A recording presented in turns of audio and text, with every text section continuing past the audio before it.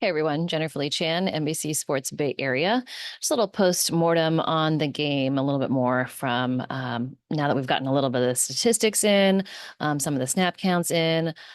So, first thing that jumps off the page is that the 49ers did not hold back Christian McCaffrey at all in his snap counts. He was on the field for 56 plays. That's 88% of the offense. So, I mean, they did not hold him back at all. Garendo was only on the field for 3 offensive snaps. Now, he did participate quite a bit in special teams. He was on the field for 16 snaps of special teams. Jordan Mason, though, 3 plays in the entire game. So he was only on the field for 3 plays. He did not have a great game. He only had 1 carry, 5 yards. Garendo, 1 carry for 0 yards. Christian McCaffrey, not a great running game. 13 carries for 39 yards so only 3 yards per carry. He was more effective in the pass game, catching 6 of his 7 targets for 68 yards. So now snap counts for defensive linemen. Kind of interesting. Nick Bosa, he was dealing with a hip pointer, was still on the field for 52 snaps. Defense was on the field for 61 total. Bosa was on the field for 52 total snaps, which is 85%. So he kind of put his hand on his hip at one point in the game. So I thought it might be bothering him, but apparently he was good enough to go. He was on the field, 1 sack of Baker Mayfield. Man, that one fourth down play was crazy. I thought he was going to get him down, but just couldn't. Outside of that, next most snaps on the defensive line was Malik Collins, 44 snaps, 72%. Leonard Floyd, 41 snaps. Sam Okwano, 36. Jordan Elliott, 32. And then kind of it drops off after there. Jordan Elliott, 13 snaps. 15 snaps for, no, let's see. Whereas Jordan Elliott, 32 snaps. So he was out there almost half the time, a little bit more than half the time. Sorry, they're all together here. Evan Anderson, 15 snaps, 25%. He's kind of coming on as a rookie defensive tackle. Kalia Davis, the one who's been there for a while, 11 snaps, 18%.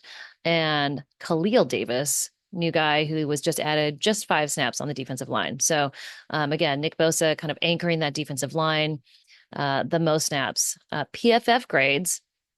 So pressures. Malik Collins had the most pressures, 1 sack, 3 hurries. Leonard Floyd, 4 pressures, just 4 hurries.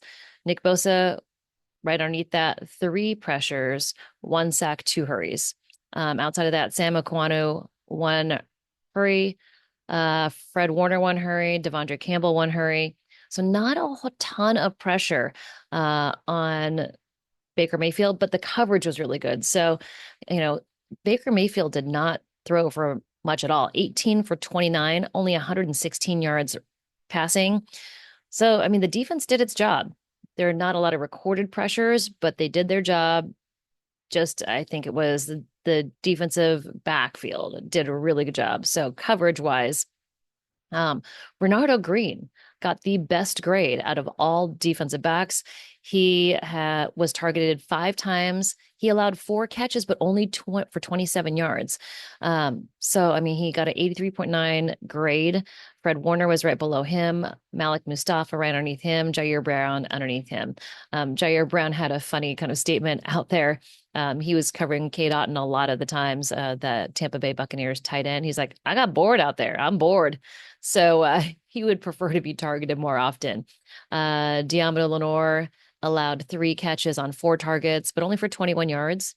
Jair Brown allowed 1 target for allowed 1 reception on 3 targets, 5 yards. So, I mean, they did a good job. Fred Warner allowed 3 catches on 3 targets, but only for 12 yards. So, I mean, with only 116 yards receiving, they allowed catches, but they were all short and they were not for very much.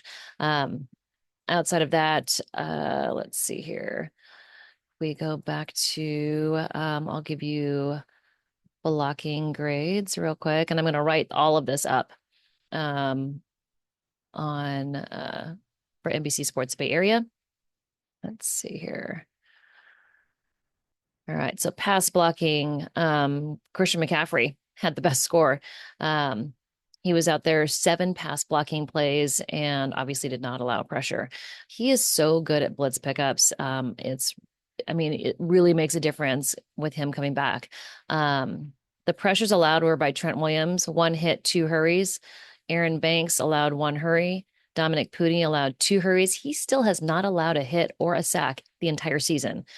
Pretty incredible. Colton McKivitz allowed two hurries. George Kittle allowed one hurry, and Jake Brendel allowed three hurries. So overall, I think pass protection was pretty good. Um, Brock Purdy was sacked, but it wasn't on anything that was allowed by other teammates. Kind of was he got into a situation where he got taken down, so he actually takes the blame for the sack. Um, Outside of that, PFF was interesting, but no huge standouts. Brock Purdy was 8 of 11, 154 yards and two touchdowns to that intermediate level, 154.4% passer rating in that sweet spot. That 10 to 19 yard range is kind of really where he finds it, like he's most productive there. He was blitzed on 27 of his 42 dropbacks, 64%. And he was 18 of 22 for 274 yards, two touchdowns when blitzed. So, I mean, Brock Purdy is doing a really good job against the blitz. Baker Mayfield only completed one pass that was over 10 yards downfield. One. Pretty crazy. So his average depth of target was only 4.4 yards down the field. So I'll have more details on the PFF grades in a story that's coming up. I'm going to go grab lunch before I get on my plane and write up the story. But if you have any questions at all, anything you'd like me to cover at all during this, please let me know. Please subscribe, tell your friends, and it's great to have you guys all as an audience. I really appreciate it. So I posted all of the comments or all the videos from Deebo Samuel, Jake Moody, and Tabor Pepper on here. The little incident that they had on the field, I think it's all going to be fine. Deebo Samuel was frustrated, rightfully so. They drive down the field and 3 missed field goals. I understand the frustration, but also 6 field goal attempts. The offense needs to keep the ball moving, be able to score in the red zone. So it's kind of both sides.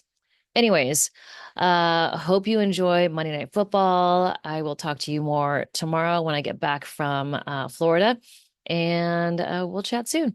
The team has Monday meetings, and then Tuesday they will be off for recovery, and then I'll be back up there on Wednesday to let you know what's happening. Kyle Shanahan will be talking then. We do have a conference call with him today, Monday. I'll probably listen to it, but I don't know if I'll be able to do another report for you guys until the evening when I get home. So, all right, talk to you guys soon. Hope you're well, and happy Victory Monday to you all.